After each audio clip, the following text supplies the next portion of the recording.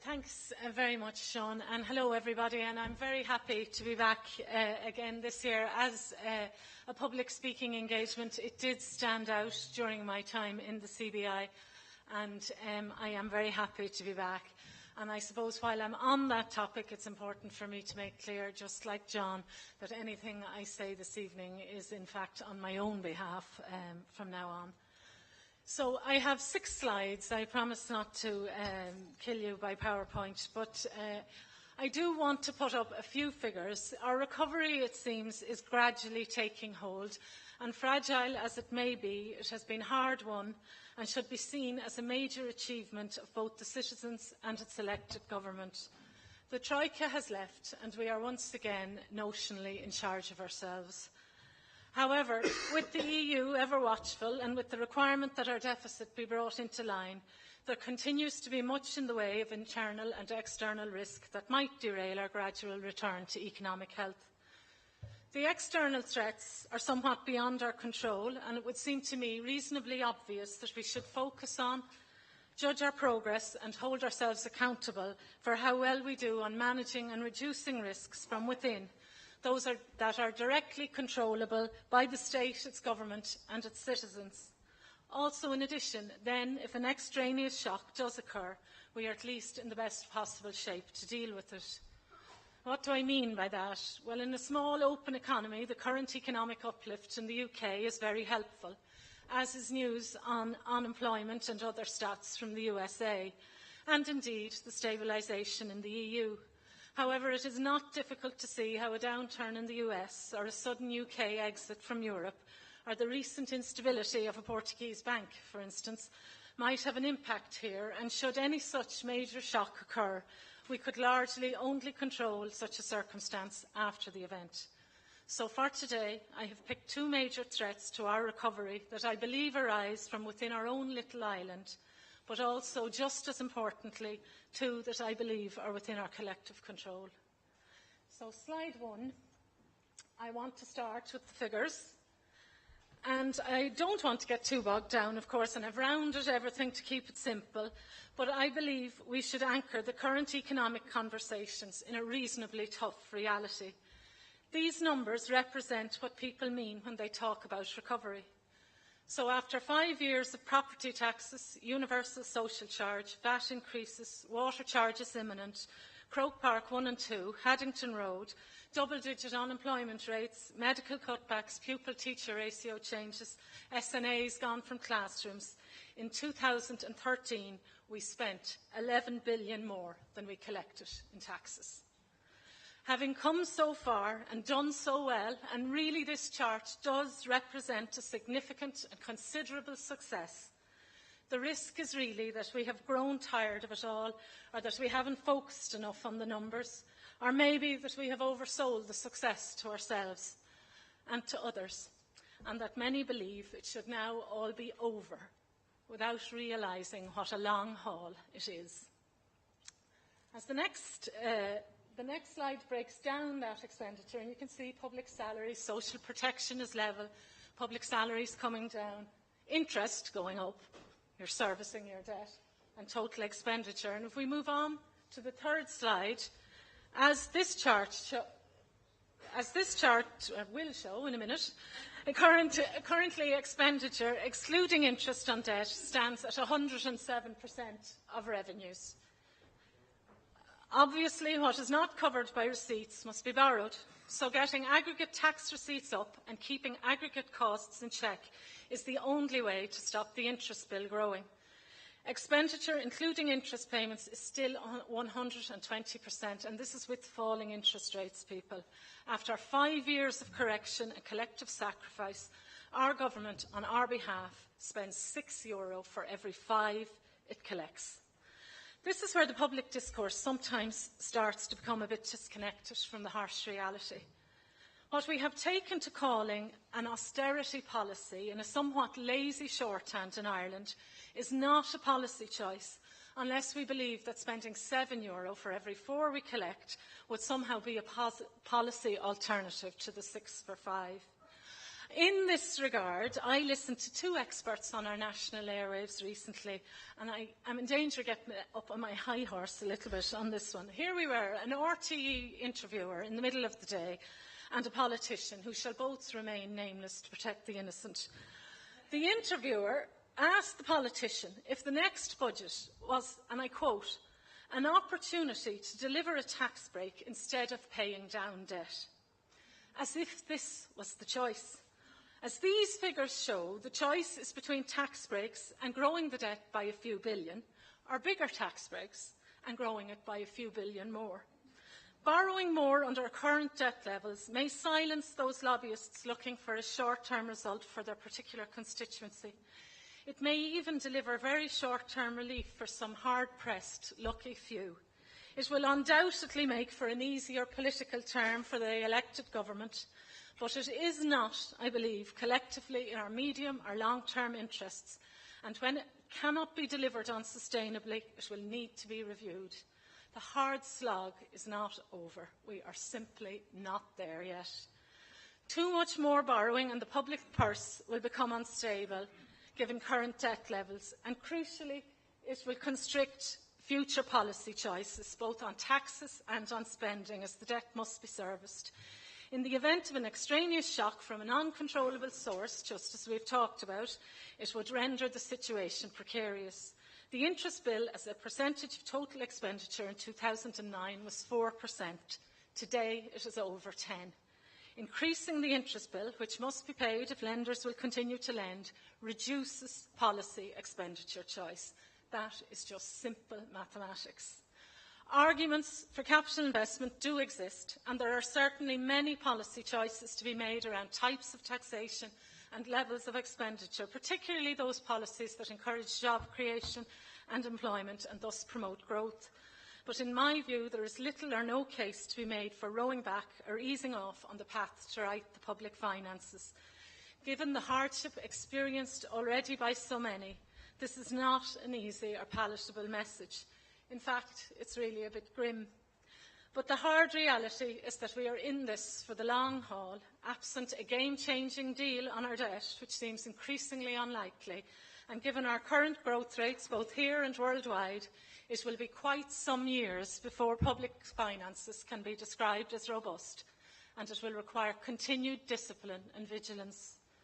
Until then, there is little leeway for increasing aggregate expenditure or reducing aggregate tax take. What we have instead is the important public policy choices around extracting the best value for money we can from our public sector spend, tweaking individual taxes to ease the pinch on those worst affected, finding policies that support viable jobs and encouraging those that have it to spend.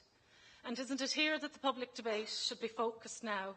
I believe this first real and primary threat to our recovery is that we lose discipline and indulge ourselves in a couple of rounds of vote-buying budgets or similar Dutch auctions in the run-up to the next election. Rather than depressingly familiar calls for tax breaks and an end to so-called austerity, if it is the case that every democracy gets the government it deserves, and whilst appreciating the delicate balance required, I wonder, might we have modestly more courageous politicians were we to collectively better develop the stomach for hearing the tough stuff and to insist on real reform in how annual budgets are developed and spent, as well as clarity and transparency in public debate on these issues. The second major threat I would like to touch on goes to the heart of reform in the financial services system and touches on a topic on which I've been reasonably vocal over my years in the central bank, namely house prices and the banks. And here I agree with a lot of what Shay had to say. So there is now a year-on-year increase in parts of Dublin of 22%. This is patently not a sustainable rate of growth. However, some house price recovery does help a lot of people. It helps the government and the economy generally. Lots of people feel a bit better about their largest asset, feel a little more confident and in turn are more likely to spend and contribute to tax coffers. And remember, there is over 100 billion in Irish banks in savings. Secondly, it helps all those unfortunate folk who are mired in negative equity and suggests a pathway, albeit over time, out of that to recovery. It may even encourage others to sell and thus free up supply. Finally, and importantly, it also helps the banks, and not insignificantly. In all stress test modelling, a key assumption of the capital models is house prices. Any uplift in house prices directly increases the collateral value on loans, as much of the arrears book is now so late in arrears that the bank must provision down to collateral. This effectively establishes a floor value for that loan. Increasing house or commercial property prices increase the value of the loan held, thus directly limiting the likelihood that more capital will be needed in the banks before the stress tests later in the autumn, in advance of the ECB taking over the regulation of the banks under banking union. In addition, a new generation of buyers is now entering the market for the first time, and they believe the worst is over. And so, as an added benefit to the banks, there is opportunity for them to lend again and thus make profits. More construction activity means people are back at work and tax revenues rise. So potentially no further capital needed and some talk of rising tides. Everyone is happy. Indeed, what's not to be happy about? Have we not been here before? And importantly, the hopelessly indebted are still not dealt with. Whilst there has been some improvement in major urban areas, the rest of the country has yet to feel the benefit. In addition, the system starts to feed off itself and the seeds of financial instability are sown again. These conditions have the potential to develop into another asset bubble. It is interesting to note that at this time, with stress tests on the horizon and asset values just starting to experience some uplift, with the talk of a recovery and many of the current house purchases driven by cash buyers and investors, that it would take a brave regulator indeed to impose lending limits, income multiples or other so-called counter-cyclical buffers in an attempt to dampen rising house prices, if they believed it necessary. Can you imagine the ructions? So when the time comes to intervene, and sooner or later it surely will, it is for sure that the regulator will need to be politically and socially tone-deaf.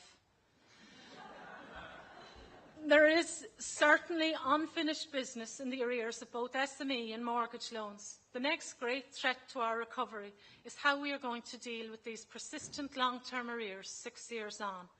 1 in 6 mortgages on family homes has some level of arrears on that loan. 1 in 12 has arrears of more than a year. This threat is both a threat to the stability of the system, social cohesion, and more directly and personally to those involved, and living with that over-indebtedness, usually to multiple lenders. The insolvency service, the change in the law after the Dunn judgment, the operational capability in the banks are now in place.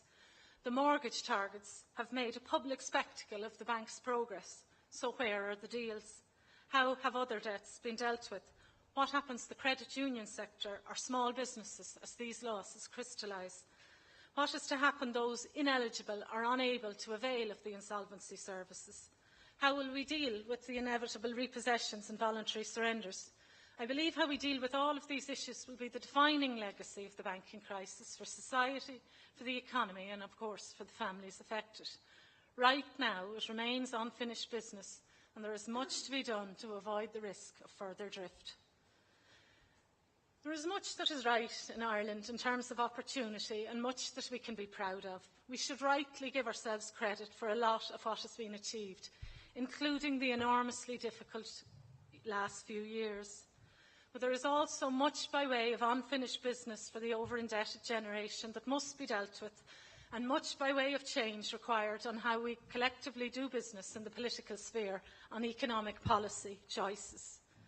Moving ahead, though, and before we sow the seeds in the next issue, promised tax cuts that can't be responsibly delivered, ease off on so-called austerity or allow house prices to run unchecked because it makes us feel a bit better, we need to decide we will do it differently this time. Having saved the system, how many of us would much rather we had reformed it? We can decide we will have the debate that will allow the hard choices, that we can and will vote for politicians who have the discipline to stay the course, and that our politicians will discover or continue to display, pick your poison, that discipline. Unfortunately, we have not collectively shown this determination much in our economic history, but having failed so spectacularly this time, it is to fail again not to show it now. And so, I continue to live in a somewhat slightly tarnished hope that we have not wasted our crisis. I am going to end with a little story that on the face of it has nothing to do with the economics or the process of reforming and rebuilding our public finances. But you look like a smart bunch, and I think that when you hear it, you will be able to figure out the parallels. I'm not working at the moment, having just finished up in the CBI, and as I have time and as I have really exhausted all my large store of excuses around getting fitter and improving my health, I'm trying to get out regularly for a run. Now, we're not talking about marathon distances here. It's a 4-kilometre route in Wexford. The roads are very quiet, and I was running up a hill on my way to Tinnabarna Beach. And here I am, plodding along uphill, carrying my years and my general level of fitness and my extra few pounds very heavily, huffing and puffing, and doing that slow shuffle that passes for those that are truly suffering. As I was coming up, there was a woman coming towards me. She was quite smart and well turned out and around my own age. She was strolling slowly in the sun, admiring the view and walking 3 dogs. She said to me, "You're marvellous." And there you have it. For a moment, I was indeed marvellous. That's without getting carried away to Chariots of Fire soundtracks or visions of size zero loveliness. I was out. I was making the effort. I was running. Others were on the couch eating crisps. And although she had only a passing interest, she was more focused on keeping the dogs in check and admiring the scenery.